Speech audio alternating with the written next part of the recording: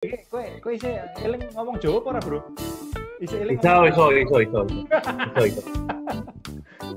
Tapi setiap naik-naik kan deg-degan yo. Wes udah naik terus ya tiap mau naik kelas. Oke. Tapi ternyata gue salah jurusan. Susah banget. Susah banget. Main basket kan, main basket nggak sendiri bro, main basket timnya jago-jago lo ikut juara. basket buat cari pacar aja lah, atau buat cari sini aja lah, basketnya lah cari cowok yang banyak deh. Buat teman-teman yang nonton, mungkin semuanya pecinta basket apalagi pasti tahu nih yang namanya Anton Gunawan, manajer Nas. Nah, berarti kalau yang tahu berarti udah tua.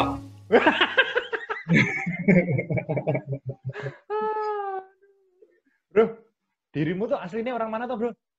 Aslinya mana tuh? Jogja. Aslinya Jogja. Oh, Jogja. jadi papi mami masih Jogja?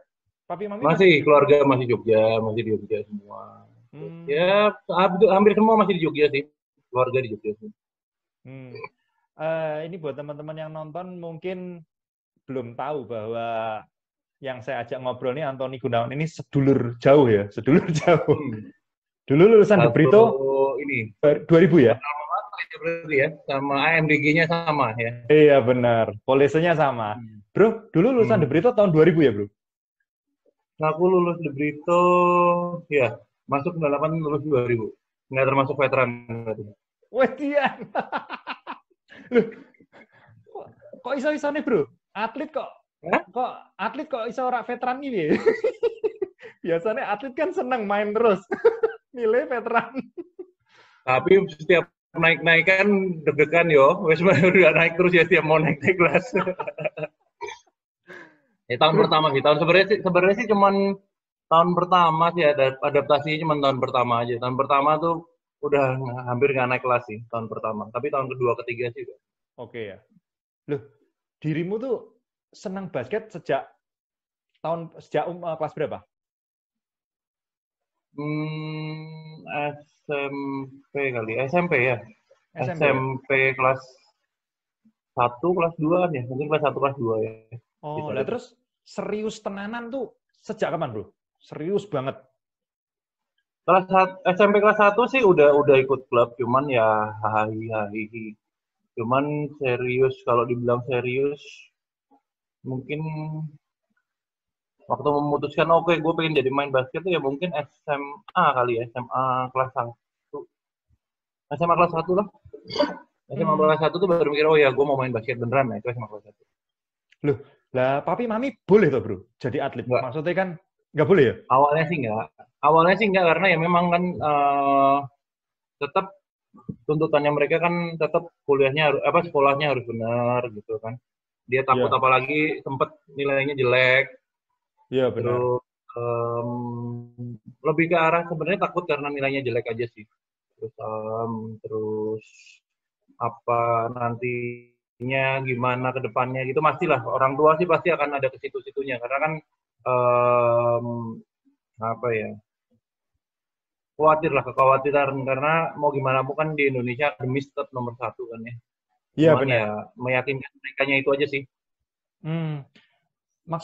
Maksudnya gini, kalau zaman sekarang mungkin sih atlet basket sih istilahnya gaji apa segala fasilitas sudah oke banget. Tapi kan zaman dulu tuh kan pas kita aku sih lebih tua lagi gitu. Itu kan kayaknya nasib atlet tuh kan ya boleh dibilang yang ngetop tuh kan paling atlet badminton lah yang udah terjamin. Tapi kalau yang lain-lain kan ya gitu-gitu tok tuh bro. Maksudnya itu apa yang membuat waktu itu kok dirimu tuh bisa berani memutuskan itu?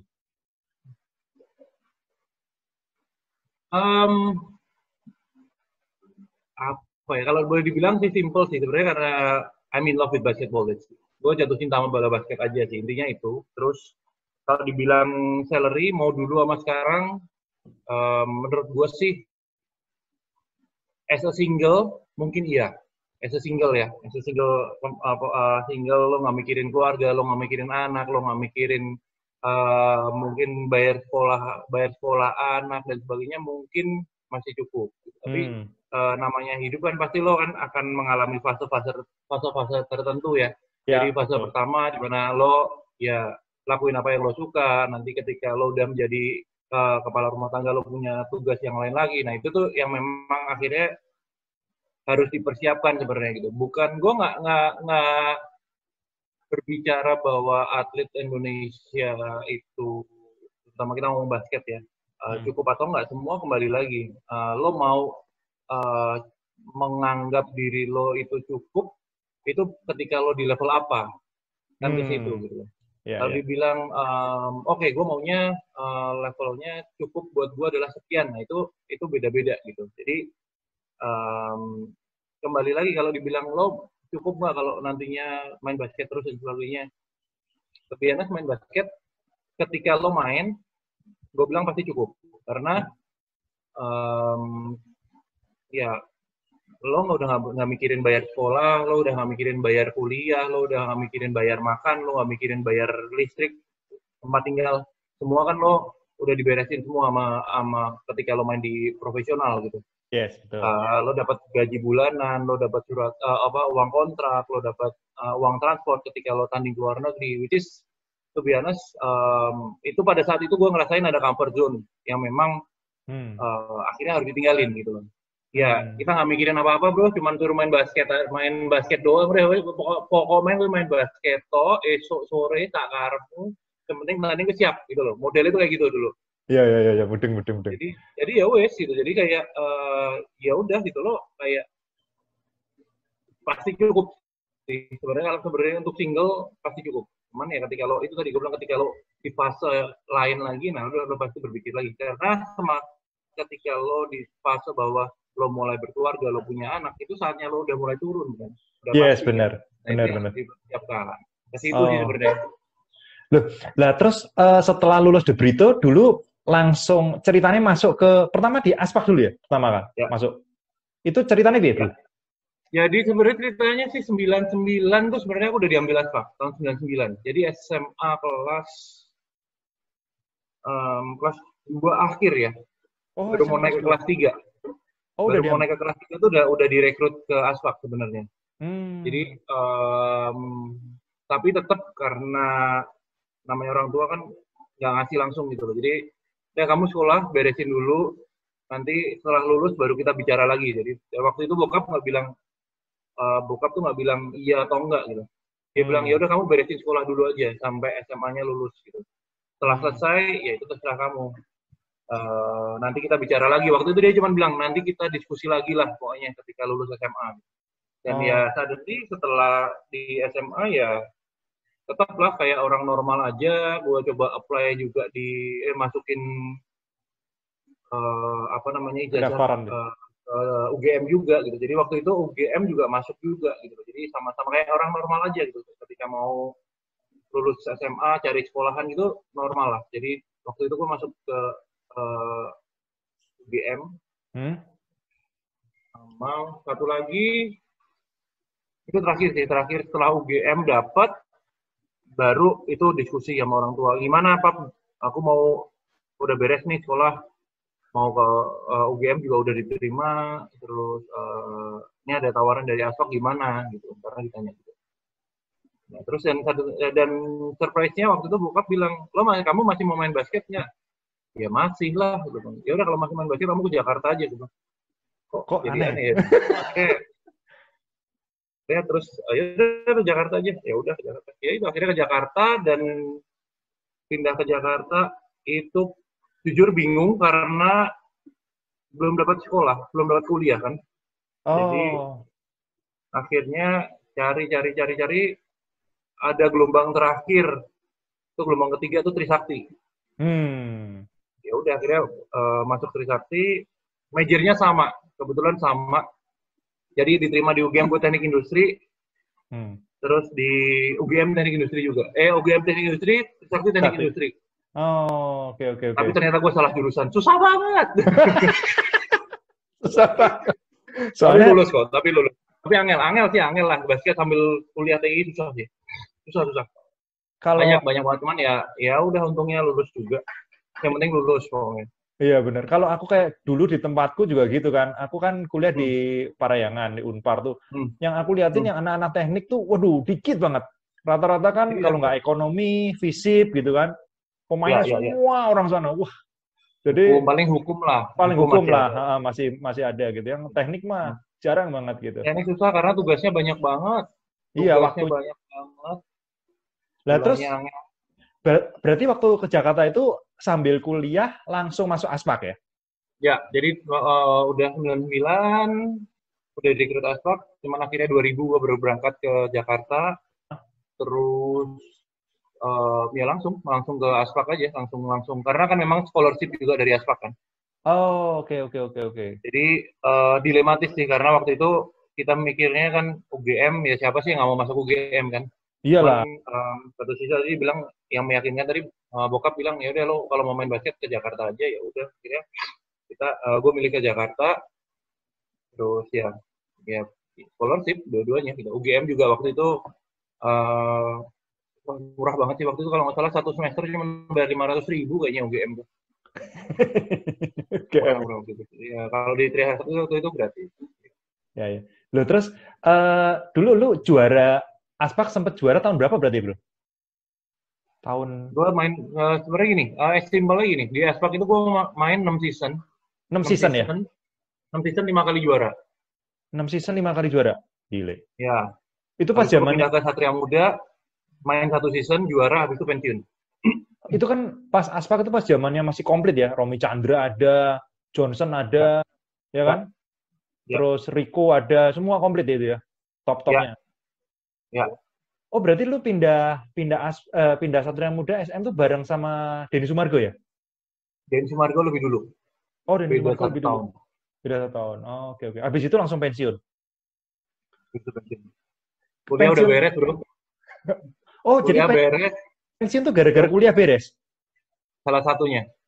Oh, gitu.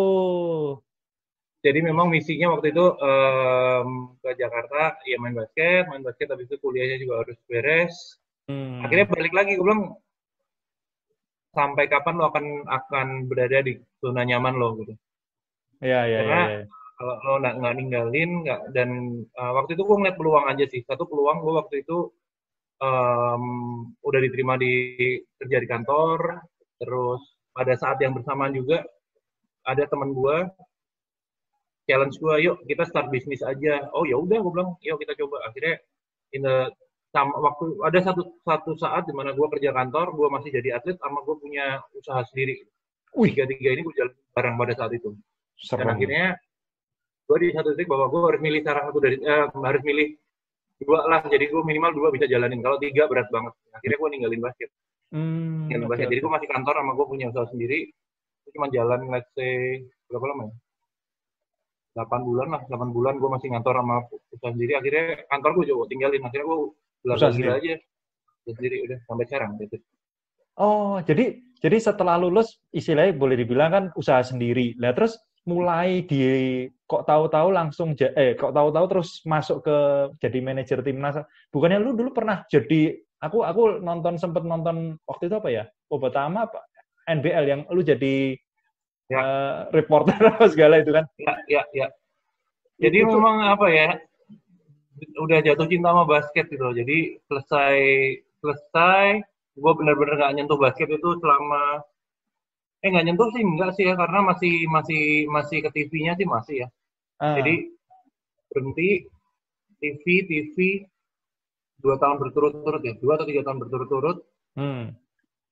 terus 2010 gue akhirnya main ke streetball main Oh, streetball 1 tahun habis itu pemain ya as a player 2 tahun pertama gue kalah tahun kedua gue juara tahun ketiga gue jadi all star tahun keempat all star habis itu jadi juri jadi udah jadi pengurus jadi udah hmm, jadi judgesnya gitu loh jadi memang jenjangnya pemain juri. pemain biasa all star terus jadi judges habis itu gue jadi pengurus pada saat itu memang di streetball itu nggak Hmm, lama 2013 3x3 mau mulai masuk ke Indonesia itu 2013 jadi hmm. 2010 gue main 2011 gue main streetball 2012 juri 2013 Jadi 2013, nah itu udah mulai ngurusin basket ya. Jadi dari manajer timnas 3x3 itu dari 2013 sampai sekarang berarti ya? 2015. Oh 2015. Oh, 2013 ya, 2013 mulai. Tapi di susunan organisasi itu baru ada di 2015. Jadi Perbasi itu ada 3x3 itu di 2015 sampai 2019. I see. Wah, mantap karirnya. Bro, Jadi jadi akhirnya itulah mulai ngurus-ngurus. selama pengalamanmu sampai sekarang ini, menurutmu ya, lebih enak jadi pebisnis apa pemain basket?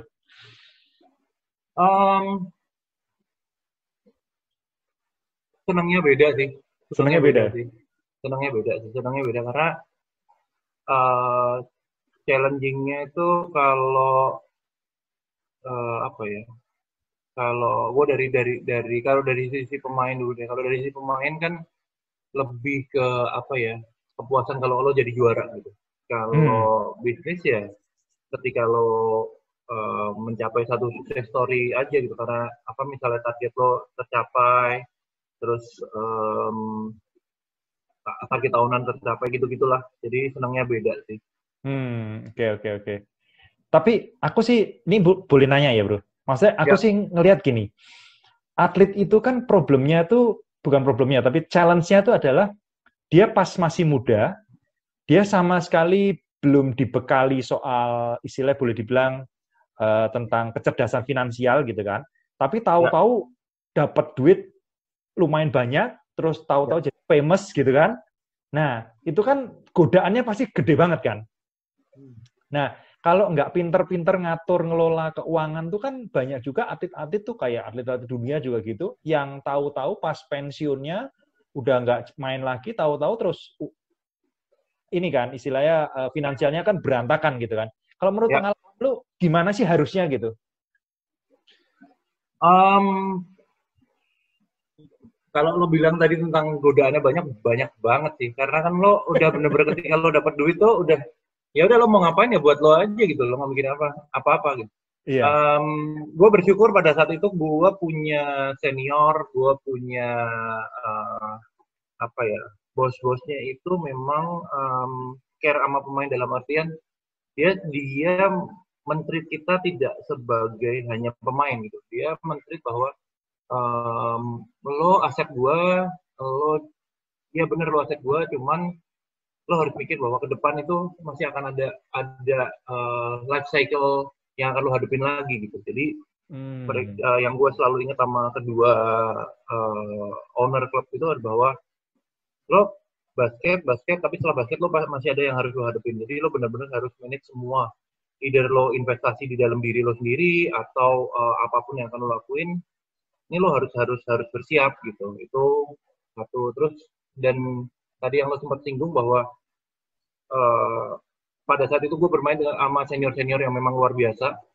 Seniornya juga baik-baik banget. Dan apa ya, gue menangkap itu sebagai suatu apa ya, masukan yang baik aja gitu. Masukan yang baik-baik itu yang akhirnya buat gue pikir bahwa oh ya udah, gue setelah ini tuh gue akan ada yang harus gue lakuin yang lain gitu. Cuman keputusan untuk ninggalin basket itu yang kadang-kadang memang susah sih, karena ya gue berhenti umur 24 masuk ke 25 gitu. Itu kalau dibilang kan masih golden jauh. age lah. Iya, masih jauh kan. Golden age betul. Itu masuk itu usia emasnya gitu. Karena kalau lo umur 18 sampai 21 gitu mungkin lo masih adaptasi. Lo 21 sampai 28 itu golden age. Betul. Nah, itu tuh ninggalin itu tuh nggak gampang waktu itu. Dan memang rata-rata banyak pemain basket yang pensiunnya mungkin umur 30-an lah ya, 30 plus lah. Ya. Ya itulah challenging-nya ya, balik lagi ke orangnya masing-masing sih, ke dia nantinya mau kemana gitu loh. Gue nggak bisa bilang orang ini akan jadinya gimana gitu. Challenge-nya adalah banyak sih sebenarnya pemain-pemain basket yang memang dia itu akhirnya ngambil sembari basket, sembari dia melakukan investasi yang lain, itu juga banyak sih sebenarnya. Cuman ya balik lagi orangnya ini mau atau enggak sih. Iya. Jadi tetap orangnya masing-masing individu ini harus mau istilahnya belajar mempersiapkan diri dari sisi mungkin soft skill-nya atau kecerdasan finansialnya gitu-gitu ya. Dan sebenarnya sih enak banget di basket itu tuh networkingnya kan luas banget ya. Iya benar. Jadi sebenarnya ketika lo di top performance dan sebagainya itu saatnya lo networking sih kalau buat gue sih mikirnya ketika itu. Iya benar. Jadi kalau boleh dibilang kalau lu saat ini ditanya nih, tuh, apa sih momen yang paling membanggakan dalam hidup sampai hari ini? Apa dulu nih? Kalau as player udah pasti ini ya pas juara ya. Tapi kalau secara overall gitu. Momen berkesan gue sih lumayan banyak sih sebenarnya. Kalau suruh milih 2 gitu? Yang jelas kalau juara itu salah satu yang berkesan, gue juara 3 kali berturut-turut sama Aswak itu ya satu. Terus kalau untuk 3x3 itu 2013 ketika kita pertama kali juara zona Asia Pasifik itulah. Itu juga tuh 2013. Terus kalau pengurus ya kesuksesan Asian Games 2018 itu to be honest 2018 itu kayak mission impossible sih, kita jadi tuan rumah Asian Games tuh one of challenging banget, dan waktu itu gue dipercayanya sebagai competition manager. Jadi competition manager tuh lo nyiapin dari 0 sampai selesai gitu. Itu persiapannya 2 tahun lah ya, 2 tahun setengah lah. 2 tahun lah ya, 2 tahun gitu. Itu dan akhirnya beres. Itu salah satu yang memang buat gue momen yang luar biasa sih 2018 itu. 2018 setelah Asian Games itu luar biasa. Cuman kalau untuk bisnis ya gue bersyukur sih sebenarnya kalau bisnis tuh sangat bersyukur ketika sampai sekarang. Lebih honest, gue start bisnis itu 2010, 2008, 2009. Gue ngeran bisnisnya tanpa ada pinjam duit ke mana-mana, dan sampai sekarang bersyukur ketika ada pandemi seperti ini tuh, ya gue nggak ada beban untuk ngebalikin uang dan sebagainya itu sih sebenarnya. Jadi nge-build bisnis tanpa utang itu sih sebenarnya. Meskipun gue nggak bilang utang bisnis itu jelek ya, utang bisnis ketika lo hitung-hitungannya benar dan sebagainya, buat gue that's good gitu. Ya. Cuman gue bersyukurnya ya sampai sekarang sih nggak ada pinjam sih, jadi memang bertahap. Wah, lu ini berat. Lu memang, aku pikir-pikir lu memang orang luar biasa sih. Kayaknya satu-satunya anak Kolese yang bisa jadi atlet, terus kayaknya wah prestasinya luar biasa nih. Seumur-umur bersyukur.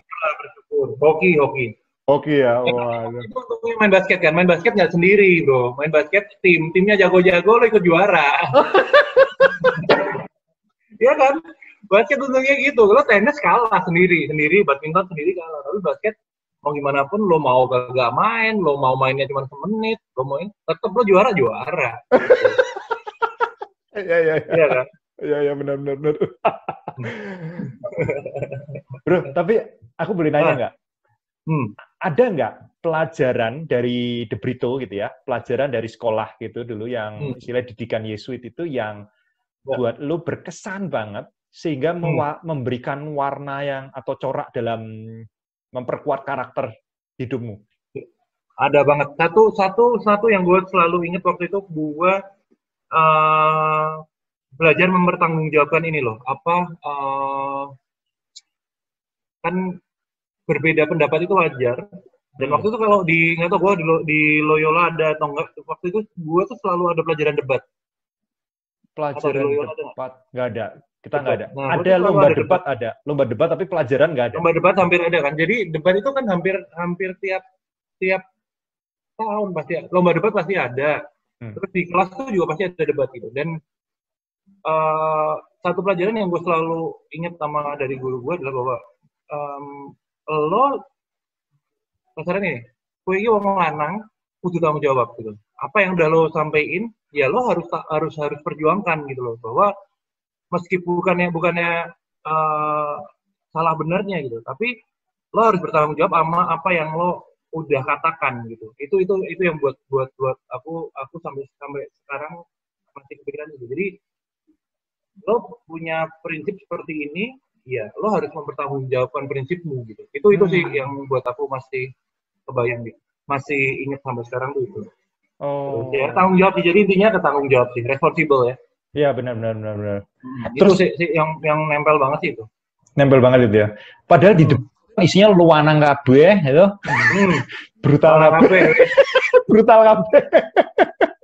Ya udah itu. Terus ya itu bebas terserah, tapi lo bebasnya tanggung jawab. Nah itu sih memang. Ya, itu kebawa sih. Kebawa ya. Oke. Tapi dulu zamanmu dulu pas di Brito itu suka tawuran nggak sih? Aku termasuk yang 2000 angkatanku masih. Itu ya? masih SMA 6 sama MUHI dua itu. SMA 6 sama MUHI itu masih ingat gue.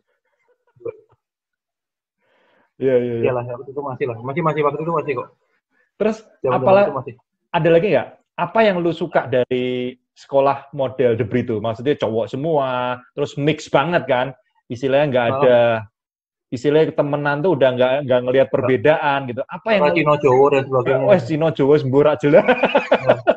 Apa yang Jadi senang sih unity sih. Gue rasa kalau aku sih ngerasain banget. Jadi itu yang gue sampai sekarang mungkin. Jadi waktu itu gue dipanggil Cina, gue memanggil mereka Jawa dan sebagainya, sakarap gitu. Jadi kayak ya kita unity gitu, kita Indonesia gitu. Kayak itu kayak ya udah biasa aja gitu. Gue mau dipanggil Cina kayak, gue mau dipanggil Batak kayak, gue mau dipanggil Jawa kayak they don't care gitu ya. Kita satu gitu bahwa ya kita The Brito gitu, kita Indonesia gitu. Itu yang memang ketika di sekarang, apalagi sekarang ya, itu jadi suatu isu sensitif ya. Jadi kalau ditanyaan lulusan The Brito sih pasti mereka they don't care about ras dan sebagainya. Justru itu Arabmu. Itu justru panggilan sayang ya. Oh ini koncoku dhewe. Cino, gitu kan udah biasa itu. Iya benar. Iya benar. Oke. Bro, kalau ini mungkin pertanyaan terakhir deh. Kalau lu ditanya ini, apa tips dari berdasarkan pengalaman hidupmu ini yang bisa lu bagiin ke generasi muda? Terutama adik-adik kelas kita lah, anak mungkin yang sekarang masih ngerintis kuliah, masih ngerintis bisnis, pokoknya masih muda-muda apa? Yang pertama pasti tanggung jawab lah ya. Tanggung jawab, terus pasti lah satu tanggung jawab pasti. Kedua sih tentang sacrifice sih. Nggak ada segala sesuatu lo mau hasilnya bagus tanpa ada sacrifice tuh nggak mungkin. Sacrifice dalam artian dari waktu lo, dari effort yang lo kasih. Jadi nggak ada segala sesuatu yang lo dapat tuh dengan wah enak itu tuh nggak ada, kecuali ya lo anaknya siapa gitu kan, lo ngisingnya emas, nah gue beda, setiap ngising emas, nah itu hasilnya beda gitu. Cuman kalau ketika lo masih merintis, ya lo harus butuh pengorbanan, nggak bisa untuk langsung langsung gitu. Pengorbanan dalam artian positif ya, baik waktu, baik pikiran, baik tenaga. Sacrifice pasti ada, sama satu lagi itu tanggung jawab itu lagi. Oke. Nice.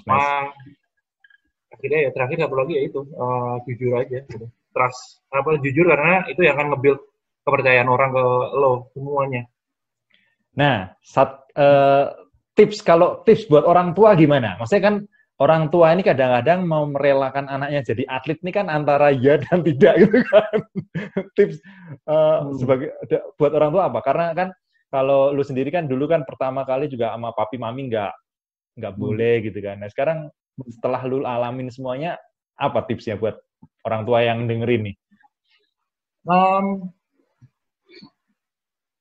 Apa ya? Mungkin gini, ketika lo nggak bisa ngasih tahu anak lo, lo harus cari tahu siapa idola anak lo. Oke. Atau teman anak lo yang memang didengar sama anak lo. Jadi nggak selamanya harus kita yang ngomong sih. Jadi mungkin lo harus Oke. lewat orang lain gitu bahwa jadi ketika lo mau nyampein kadang-kadang anak-anak tuh cenderungnya dia udah ngasih tembok dulu tuh kadang. Apalagi kalau ketemu orang tua yang keras gitu. Biasa mereka akan kasih tembok kan. Nah ini cara ininya adalah cara lucunya lo udah tahu ada tembok ya jangan lo tabrak lo muter lah lo muter gimana caranya. Jadi tipsnya ya nggak usah straight langsung ke anaknya, lo lewat teman-teman terdekat atau idolnya mereka. Biasa kalau yang bicara itu adalah idolnya mereka atau kasarnya orang yang dia anggap mereka benar itu kayaknya akan lebih masuk itu satu. Yang kedua adalah kalau berbicara atlet ya, kalau gue selalu punya prinsip ini. Ketika nanti nih contoh nih nanti anak gue nih dua-duanya mau menjadi pemain basket. Akan kasih kebebasan ke mereka iya gitu. Tapi ketika dia berbicara, "Kap, gue mau menjadi pemain profesional." Oke, itu ada dua pilihan gitu. Buat gue adalah ketika tinggi lo standar-standar aja dan skill lo biasa aja, better lo forget it. Skill lo standar, forget it. Lo either dua, skill lo istimewa banget atau size lo istimewa. Yes. Kalau lo bisa berdua-duanya, ya that's a good point gitu. Tapi kalau lo skill lo pas-pasan, tinggi lo pas-pasan, dia mendingan lo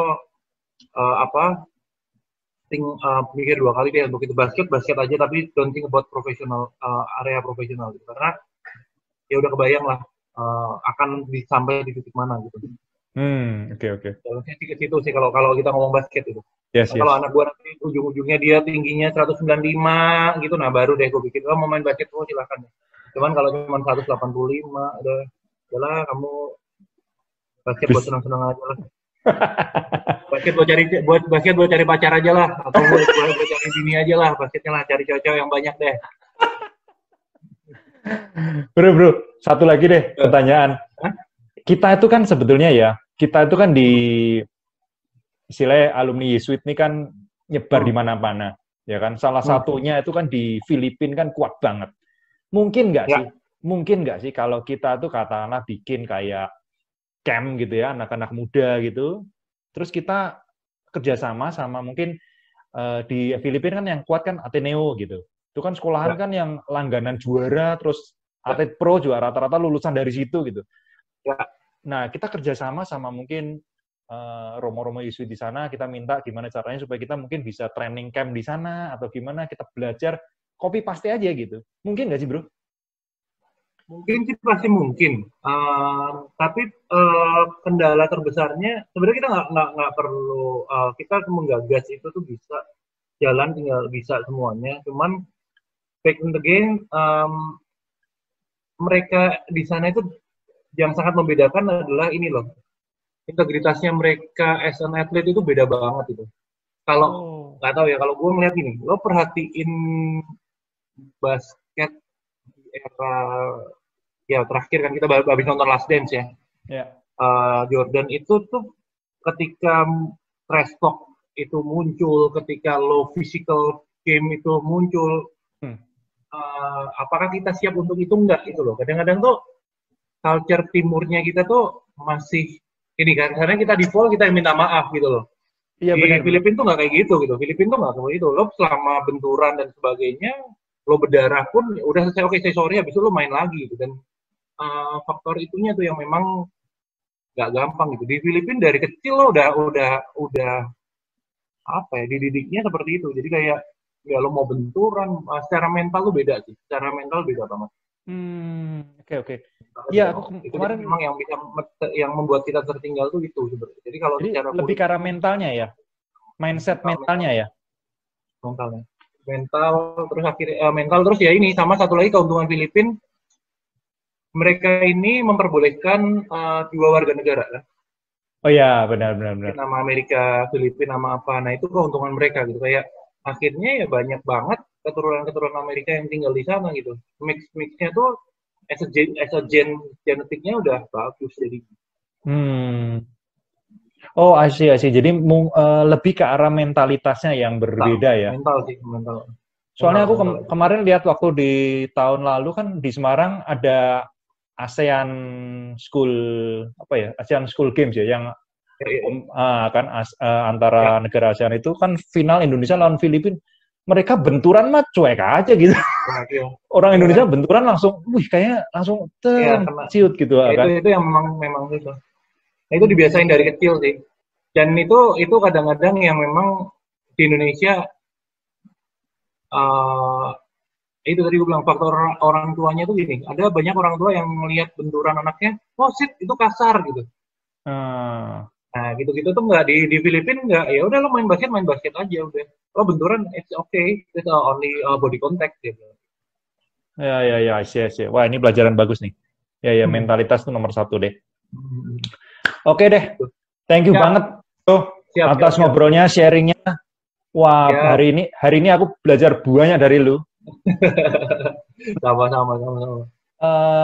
Kegigihanmu itu memperjuangkan kecintaan pada basket itu luar biasa. Ya, begitu aja lah. Dicemburin tempatnya. Ya benar. Itu mungkin juga salah satu darah Jesuit ya. Kalau nyebur udah nggak tanggung-tanggungnya, nyelam langsung gitu. Iya, tanggung. Jangan tanggung udah. Nyelam aja langsung. Ya benar. Oke deh. Thank you banget, siap. Bro. Thank you banget ya. Thank you. Ya, sampai ketemu lagi ya. Salam buat keluarga, salam sehat. Ya, thank you ya. Iya.